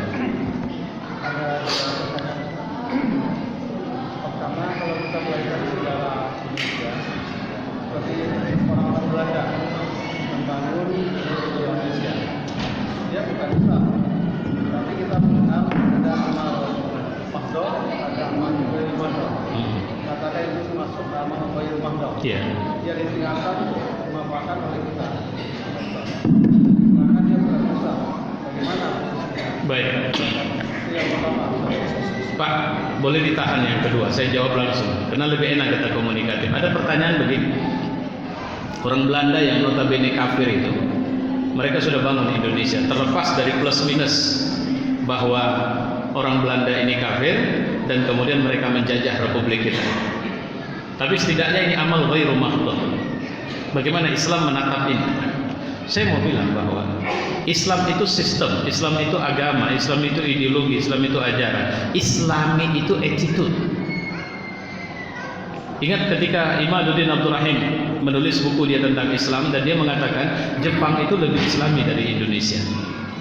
Itu bicara attitude, bukan ideologi yang mereka anut.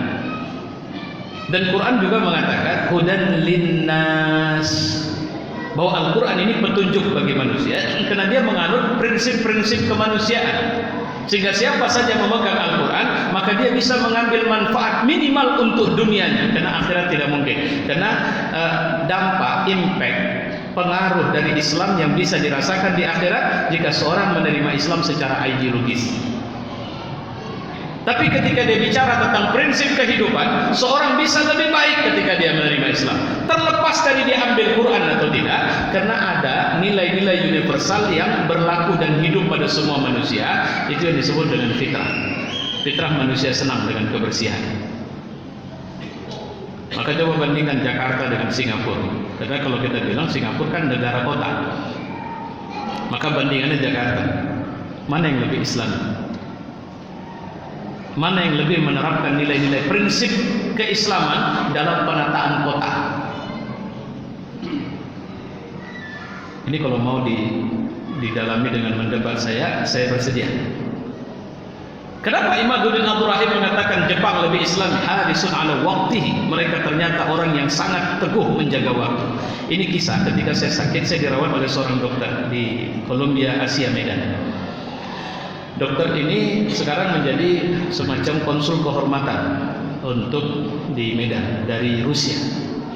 Jadi dia punya banyak perjalanan ke berbagai negara. Dia sempat bilang sama saya, dia panggil saya baik. Panggilan untuk bahas dia punya darah India. Jadi dia menghidupkan panggilan-panggilan itu. Abang, panggilan untuk abang. Saya mau bawa bayi nanti keliling Eropa. Kalau ada rezeki saya mau bawa ke sana supaya bayi bisa lihat suasana Eropa dengan kehidupannya. Terus dia cerita tentang satu hari dia bawa uang 50.000 US dollar dalam satu tas di Jepang. Dia naik kereta, waktu nunggu dia terlupakan membawa tasnya ini. Jadi masuk ke kereta cepat, langsung jalan, kan tidak tunggu-tunggu, dia langsung kata, saya udah pucat pasi. Kenapa? Duit saya 50.000 US itu tertinggal di tas yang dia bawa. Dia harus ganti sekian. Dia didampingin oleh seorang mahasiswa Indonesia yang sedang belajar di sana. Dia jalan, turun, ganti kereta, turun lagi, ganti kereta, turun lagi, dia ketemu seorang nenek yang menyerahkan tas itu seperti ini. Dan dia sangat terkejut. Kok tiba-tiba nenek itu menyerahkan tas, dari mana? Dia ajak cerita sebentar. Di mana nenek dapat ini? Stasiun di sana. Nenek tahu isinya. Mak, saya tadi membukanya dan saya tahu isinya. Kenapa nenek antar ke saya? Saya hanya mungkin tertinggal 2-3 stasiun, tapi Anda bisa tertinggal seluruh stasiun kalau Anda tidak bawa tas ini. Artinya, bahasanya, ini hidup mati Anda di sini. Saya tahu Anda bukan orang sini. Terus dia mau kasih sesuatu, nenek itu bilang, tidak, ini kewajiban saya mengantarkannya. Saya mau tanya, ini Islami tidak? Islami. Kalau ibu yang ketemu di sini tas itu, enggak, saya mau bilang. Nah, kita boleh bedakan. Kenapa perilaku ini hidup di negeri mereka yang mereka tidak diajari dengan Islam? Jawabannya, itulah yang membuat kita harus yakin sampaikan Islam. Karena Islam, Al-Quran ini sangat bersesuaian dengan nilai-nilai dasar kemanusiaan itu. Jangan pernah takut, jangan pernah cemas. Cuma masalahnya kita punya jurang, sehingga karakter kita tidak dibentuk oleh nilai-nilai itu. Apakah pengakuan kepada profesionalitas itu ditandai dengan seorang itu beragama Islam atau tidak? Di negeri-negeri maju sana, bagaimana perlakuan mereka terhadap sungai? Pak Johar Arifin, mungkin nama ini pernah ingat Bapak, ini mantan ketua PSSI. Beliau cerita sama saya, dari majelis taklim ataupun prinsip universal yang seharusnya kita anut, itu masih sangat besar jalannya. Maaf cakap, ada satu video viral seekor anjing ngerti lampu merah di Cina. Jadi begitu lampu merah anjingnya berhenti, begitu lampu hijau dia jalan. Di Indonesia lampu merah tanda berani, maju terus, pantang mundur. Ini kan persoalan mindset, perilaku budaya yang tidak diilhami oleh nilai-nilai kebenaran. Apa sebabnya? Kita masih berpedoman kepada faktor lingkungan. Jadi kita makan, si anu aja begitu, si anu aja begini kok. Nah, itu yang kita.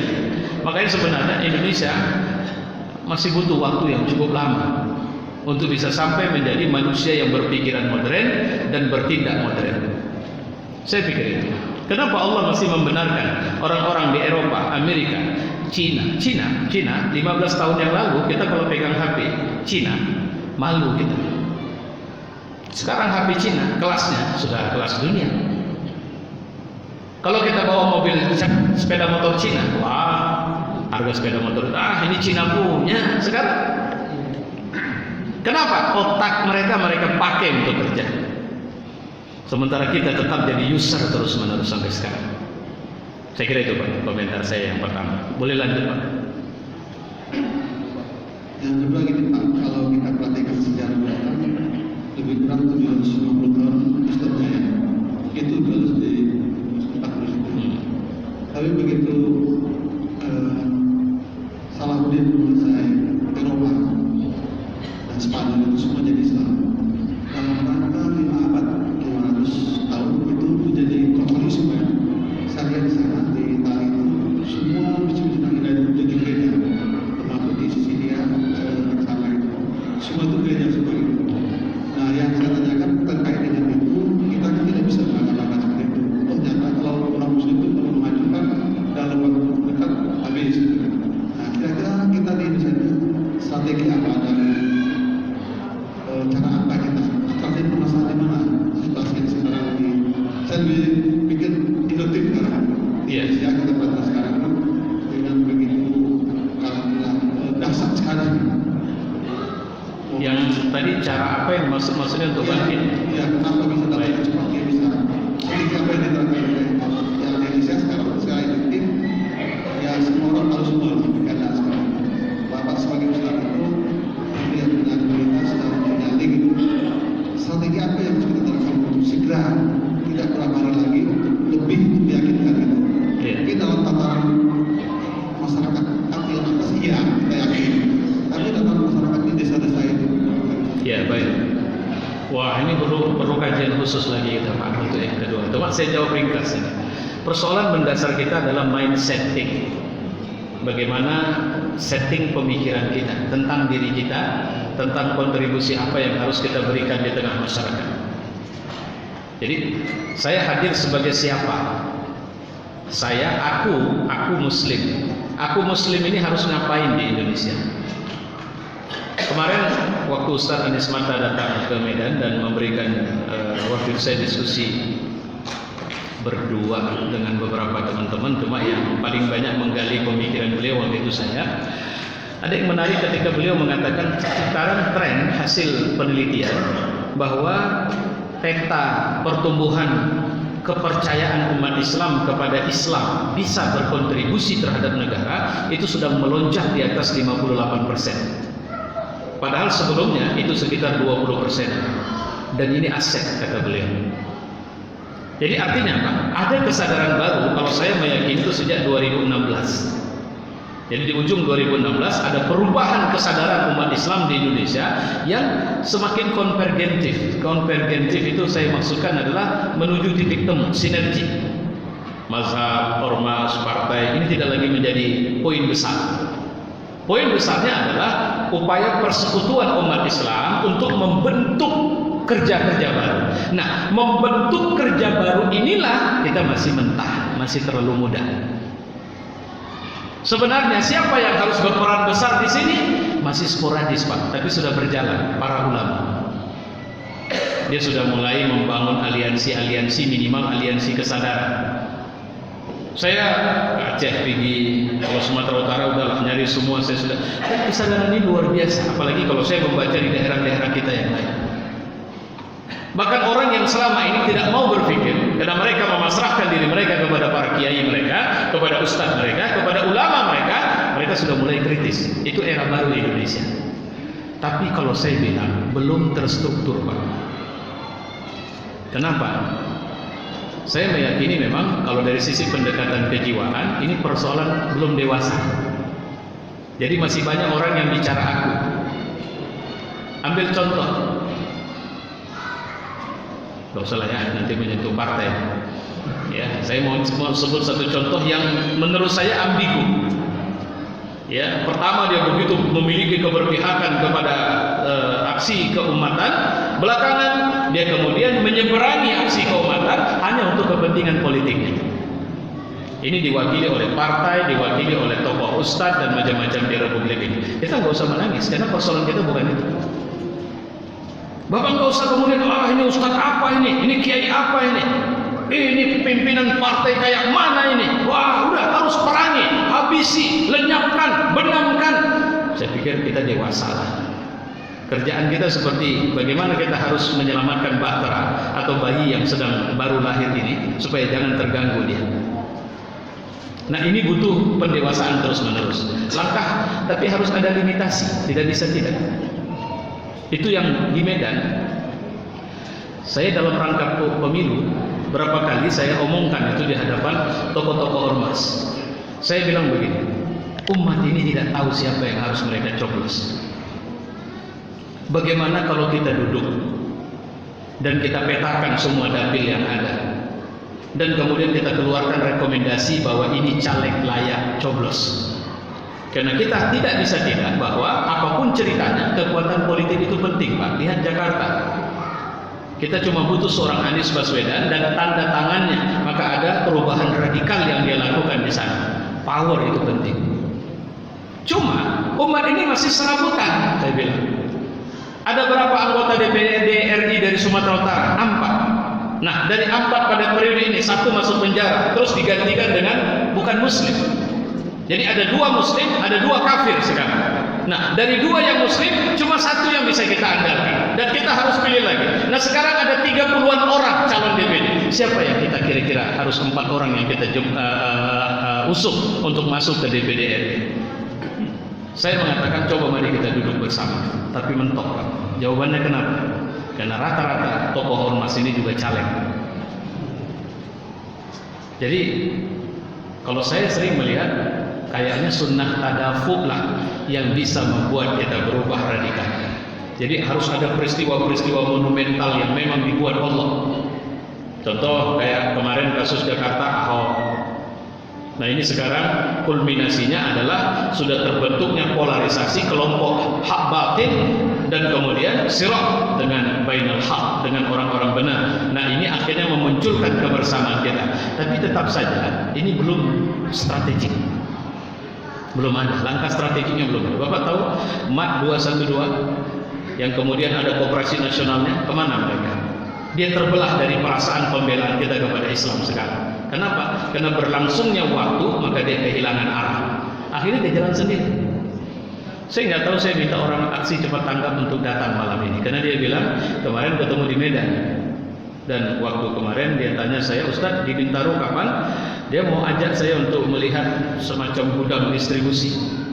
Jadi ACT itu memahami sekarang ini untuk ekonomi banyak mini market atau supermarket yang dikelola oleh umat Islam itu ambruk belakangan. Kenapa?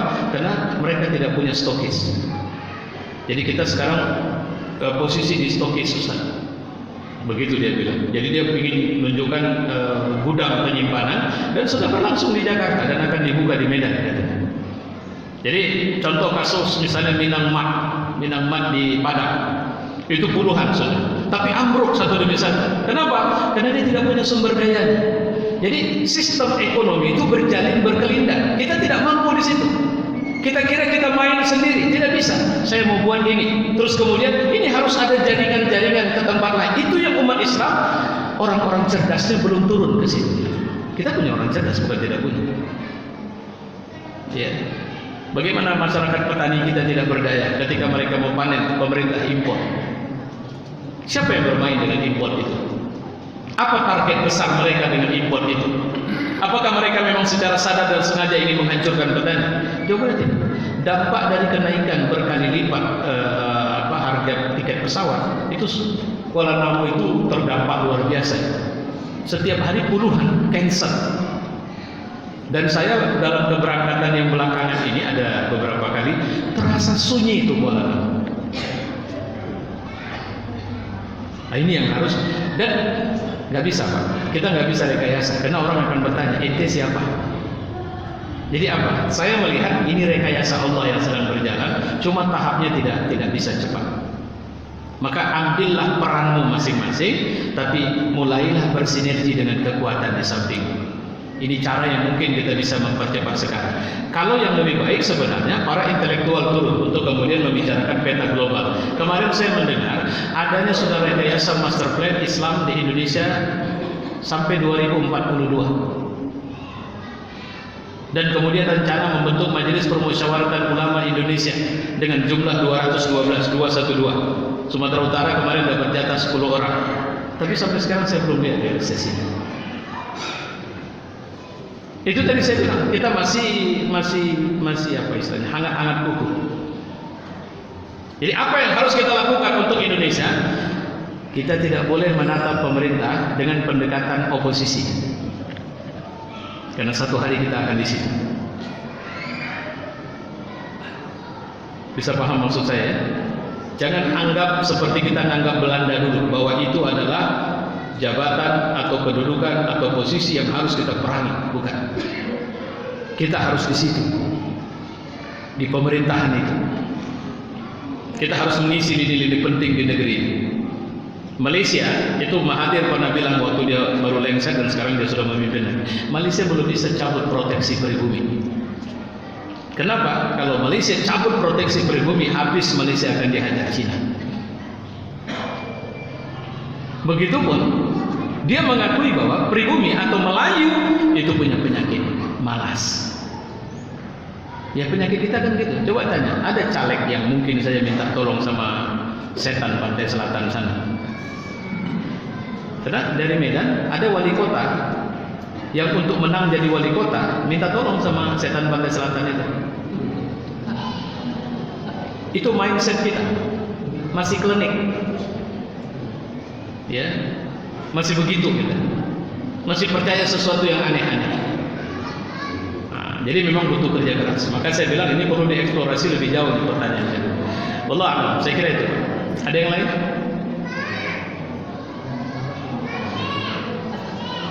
Ya, dari belakangnya.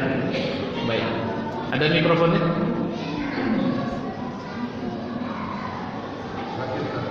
Terakhir, baik. Karena udah tercium bau yang dari luar ya. Baik, silakan Ustaz. Waalaikumsalam warahmatullahi wabarakatuh. Satu pertanyaan Ustaz. Di awal pembicaraan tadi Ustaz katakan bahwa apa yang terjadi di Indonesia saat ini itu sedikit banyak efek dari global. Pertanyaan saya adalah, apakah orang-orang yang punya pemahaman contoh Islam Nusantara itu ada andil dari efek global itu, atau murni pemahaman-pemahaman dia secara sporadis di Indonesia? Terima kasih. Assalamualaikum warahmatullahi wabarakatuh. Ini teori Islam Nusantara. Itu maksudnya ya. Baik, saya ceritakan ringkas ya. Jadi begini, upaya untuk menghabisi Islam di negeri ini itu dilakukan dengan berbagai cara selama ini. Cara pertama itu dengan melakukan mekanisme kekuasaan dari masa Belanda dengan memisahkan Islam kultural dan Islam politik. Gitu. Islam kultural itu mengaji, tirakatan, zikir, apa semua itu nggak ada masalah. Tapi kalau umat Islam sudah bicara politik, teriak Allahu Akbar macam-macam, nah ini harus dihabisi. Ini harus diisolasi dari mainstream umat Islam supaya tidak memberi pengaruh. Ini yang sedang terjadi sekarang katanya. Nah, dalam perjalanannya ternyata Islam pernah, kalau mungkin kita baca Lot of Stoddard, Api Islam. Itu diantarkan oleh Soekarno bukunya. Ini menceritakan konstelasi masa dia hidup sampai dia menuliskan buku itu, menunjukkan pergerakan Islam tidak bisa dibunuh. Dan dia menghadirkan fakta-fakta di seluruh dunia. Seperti apapun upaya menggencet Islam, seperti Suriah tidak bisa. Suriah sampai 300-an ribu para alim ulama dibunuh oleh Hafiz Hasan. Mesir, apa yang dilakukan Mesir? Berulang kali mencoba menghabisi Ikhwanul Muslimin, tapi tidak bisa. Indonesia melalui Orde Baru mencoba melakukan strategi politik untuk menyisihkan Islam dari kehidupan kenegaraan. Tidak boleh ada jilbab, tidak boleh ada musola di kantor. Ingat Bapak, zaman awal Orde Baru dan gerakan-gerakan Islam dihabisi. Bukan cuma dihabisi dengan kemudian, tapi dibunuh. Ingat kasus W.I. Jepara, perlakuan terhadap Aceh dengan gerakan GAM-nya dan sebagainya. Ya, kasus Tanjung Priok. Itu adalah upaya Orde Baru untuk tidak membenarkan Islam masuk ke ruang publik. Dia hanya menjadi ruang private. Dan Orde Baru gagal. Sejak tahun 1981 terjadi perubahan baru di negeri ini. Waktu itu gerakan Islam malah hidup di kampus-kampus, padahal kampus tidak boleh mahasiswa untuk melakukan gerakan politik.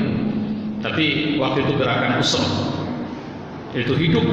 Militansi kader-kader Muslim yang hadir dari mahasiswa ini dahsyat waktu itu. Maka terjadilah munculnya gerakan kultur baru, di mana umat Islam dan diwakili oleh para mahasiswa ini memunculkan fenomena baru berperilaku agama di Republik ini. Ingat, perubahan juga terjadi ketika akhirnya tuntutan jilbab tahun 90-91. Ya, tuntutan jilbab ini berakhir dengan rekomendasi Soeharto, dan itu diawali dikatakan Soeharto makin hijau. Ya, makin hijau. Dan terus Soeharto membenarkan Ijmi lahir dan seterusnya. Terus ingat kasus istilah ABRI semakin jenderal santri. Itu muncul terus semua sampai ke belakang. Sampai datangnya reformasi, maka ambruk. Kita tidak melihat bahwa ambrukkah, tidak, tapi maka gerakan Islam muncul dalam bentuk politik praktis di beberapa elemen partai yang ada, tapi tetap saja kekhawatiran dan kecemasan Islam masuk ke semua lini publik ini kita hadapi. Ingat, bersamaan dengan tahun 80-an itu, sebenarnya dari tahun 70-an sebenarnya gerakan Islam liberal sudah mulai muncul di Republik ini, tapi sasarannya kampus, nggak keluar. Maka isu Wahabi ini dimainkan di tingkat kampus. Transnasional adalah organisasi Islam yang datang import, Hizbut Tahrir, kemudian Jamaah Tabligh, Salafi, Ikhwanul Muslimin yang diwakili kalau sekarang oleh PKS. Ini dianggap ini tidak asli Indonesia. Dan ini polarisasi yang sama dari sejak zaman Belanda. Ketika zaman Belanda yang dibenturkan Muhammadiyah dengan Nahdlatul Ulama. Era Orde Reformasi yang dibenturkan transnasional dengan Islam atau organisasi Islam pure dari Indonesia. Muhammadiyah, Nahdlatul Ulama dianggap inilah yang mewakili Islam Indonesia. Tapi tidak bisa lagi, karena gerakan Islamnya bukan bicara transnasional. Nah, gerakan Islam liberal mencoba membangkitkan kembali hantu Wahabi beberapa waktu yang lalu. Hati-hati Wahabi. Pertanyaannya, apa sih Wahabi? Ya, ini bukan persoalan setuju tidak setuju. Kita udah tahu nggak postur Wahabi seperti apa? Kita harus pelajari dong supaya kita bisa tahu. Oh iya betul, Wahabi tidak boleh kita ikuti. Ya. Nah, ternyata ini tidak bisa. Maka dipinjam pakailah mulut para pimpinan yang punya garis massa, akar massa. Muncullah SAS, Said Agil Siraj, yang mendeklar sebagai perintis awal dari Islam Nusantara. Saya mengatakan, lah bahasa, nggak apa-apa. Saya orang akademis, saya mengatakan nggak apa-apa dalam kajian akademis ada itu, tapi itu kajian budaya. Tapi belakangan saya makin aneh ketika melihat bahwa Islam Nusantara, kata Yahya Khalil Stakuf, adalah Islam sejati, bukan seperti Islam Arab, karena Islam Arab adalah Islam abal-abal. Tuing, tanda tanya. Loh, ini kayaknya bukan gerakan kultural ini. Kenapa? Karena dia sudah membenturkan dengan istilah Islam Arab. Yang mewakili Islam Arab, Hizbut Tahrir, Salafi, Jamaah Tabligh, Ikhwanul Muslimin. Kalau begitu, ini bukan gerakan yang original Indonesia. Pertanyaannya, Islam ada yang ori Indonesia? Bapak nanti kalau mau saya ada dapat dari Twitternya siapa ya? Ulil Absar. Ulil Absar men-share dan alhamdulillah sudah saya ambil bukunya. Bentar. Jadi buku ini bicara tentang Islam, ensiklopedia Islam Nusantara. Ya, buku ensiklopedia Islam Nusantara ini menarik. Maka saya melihat, wow, ini kayaknya sudah mulai serius nih. Ya, bukan lagi cerita sekedar Islam ini Islam, tapi sudah serius nih bahwa Islam Nusantara tidak lagi menjadi wacana, tapi sudah menjadi gerakan politik yang mencoba membenturkan antara kelompok Islam yang sedang disematkan branding label liberal, radikal, dengan kelompok Islam moderat yang diwakili oleh Islam Nusantara. Saya punya bukunya, kalau mau nanti silakan WA saya kirim. Ensiklopedia Islam Nusantara ini dikeluarkan resmi oleh Kementerian Agama Republik Indonesia. Isinya, mohon maaf saya tadi coba mencari. Ini dia.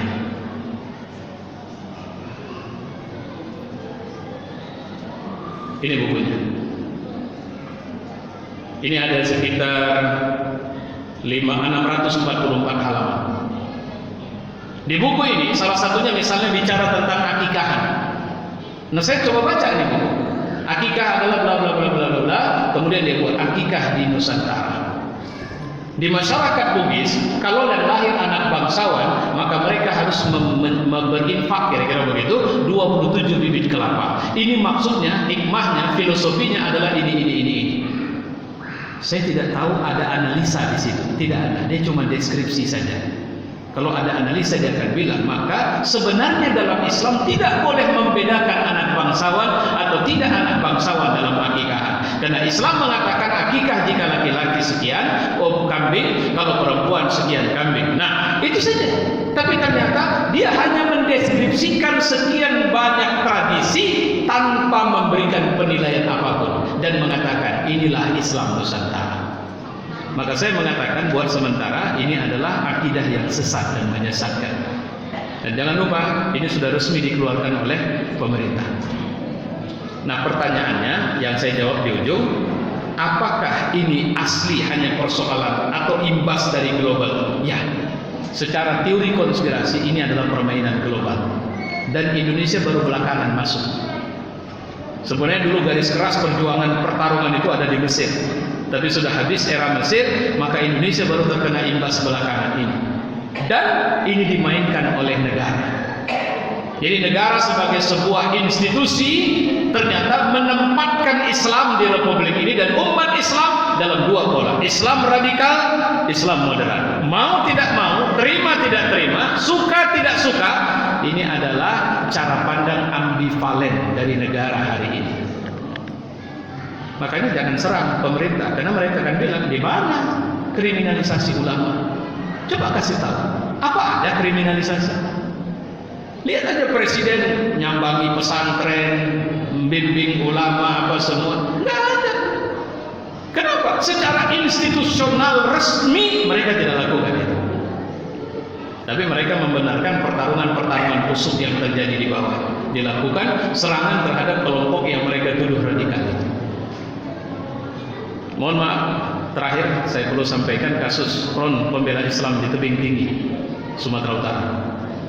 Itu berawal dari cerita ini, Islam Nusantara.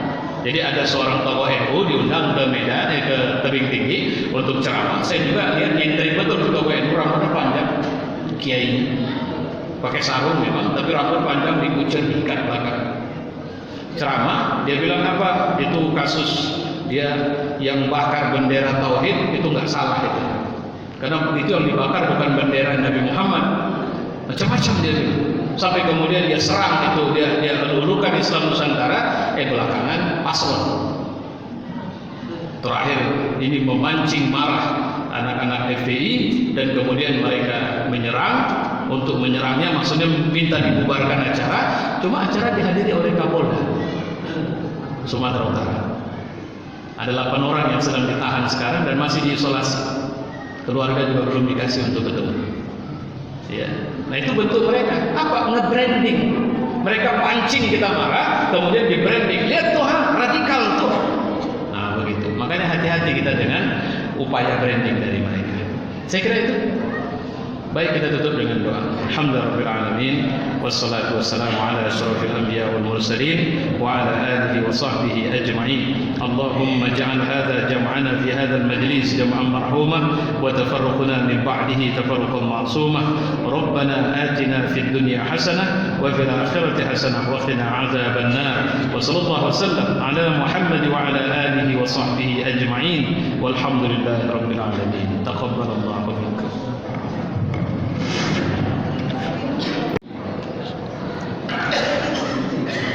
Assalamualaikum warahmatullahi wabarakatuh.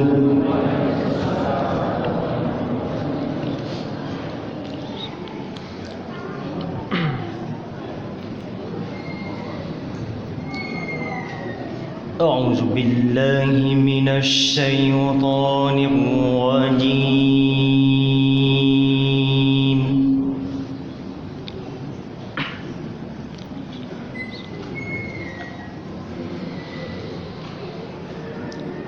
Bismillahirrahmanirrahim.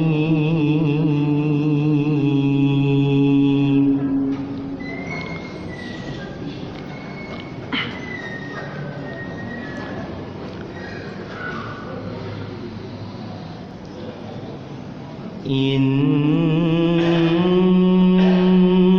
hadzal Qur'ana yahdi lillati hiya aqwam wa yubashshirul mu'minin.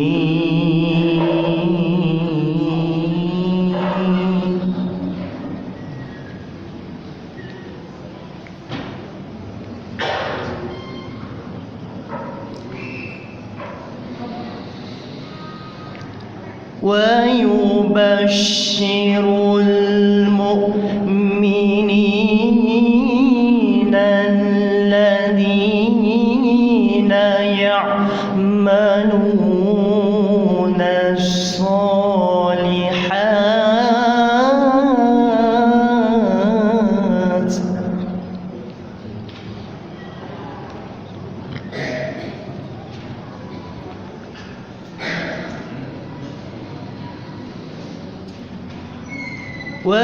ويبشر المؤمنين الذين يعملون الصالحات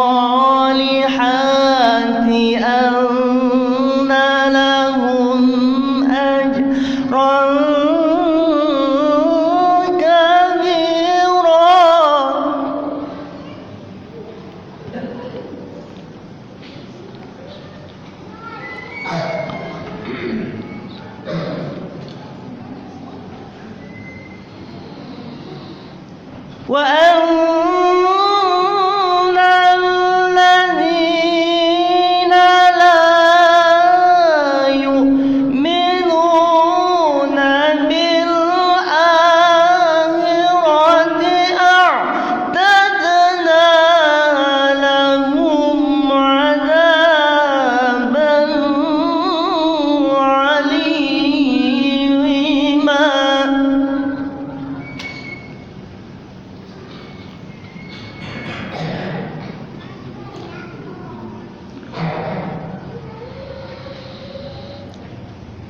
وأن الذين لا يؤمنون بالآخرة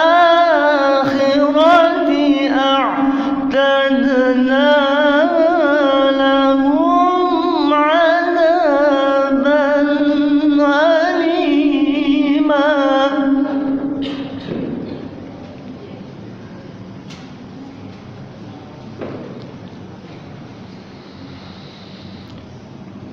ويدعو الإنسان بالشر دعاءه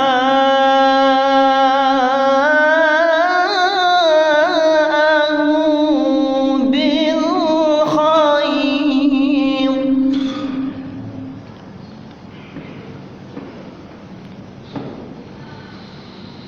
ويدعو الإنسان بالشر دعاءه بالخير. وكان الإنسان عجولا.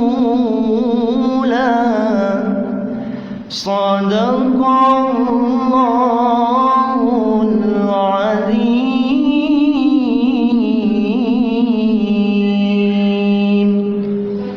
والسلام عليكم ورحمة الله وبركاته.